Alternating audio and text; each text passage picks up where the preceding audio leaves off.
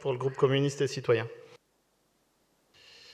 Merci, monsieur le maire. Enfin, un lieu est trouvé pour relocaliser le CIDJ et nous pouvons tous nous en réjouir. Et c'est le fruit d'un travail sans relâche de l'exécutif municipal mené par Hélène Bidard en lien avec les services de l'État. Rappelons que nous avions, le groupe communiste, déposé un vœu en novembre 2020 afin de demander à ce qu'on reloge dans un lieu central.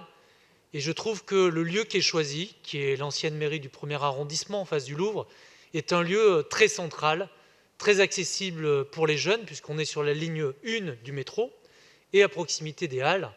Et vous savez que une grande partie des jeunes qui venaient au CIDJ ne sont pas que de Paris, mais viennent bien sûr de toute la métropole. Et donc les lignes A, B, D du RER sont vraiment à proximité, ce qui n'était pas vraiment le cas dans le 15e arrondissement.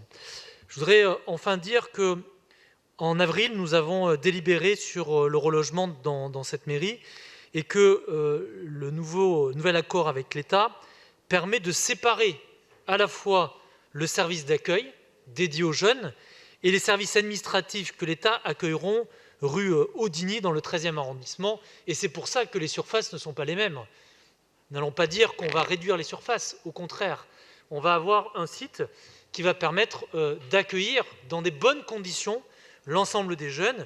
Et cet espace qui est dédié notamment à l'emploi, à la formation, au logement, à la vie pratique, à la mobilité, à l'accès au droit, à la culture et le loisir, est quelque chose qui est vraiment attendu dans une période de crise très difficile pour l'ensemble de la jeunesse parisienne et métropolitaine. Et nous le voyons aujourd'hui, une grande précarité chez ces jeunes qui souffrent aussi d'isolement. Et ce lieu sera aussi un lieu de vecteur de lien social. Je voudrais enfin dire que Madame Evren, dans son intervention, a oublié une chose, c'est l'absence de la région.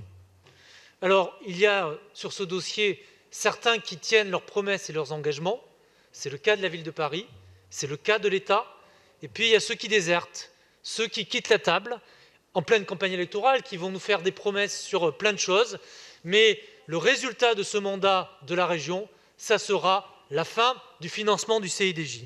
Et à côté de ça, ce que ne dit pas Madame Evren dans la délibération, c'est que la ville de Paris va consentir au CIDJ une aide en nature d'un montant de 81 650 € par an, correspondant à la différence entre la valeur locative des locaux et la redevance de 1 000 € par mois.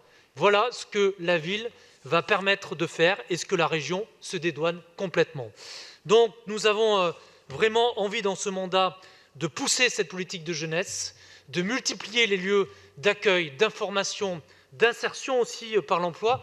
Et évidemment, vous avez raison, nous avons aussi l'ambition de développer des centres d'animation pour la jeunesse. On a eu une délibération tout à l'heure sur les centres d'animation.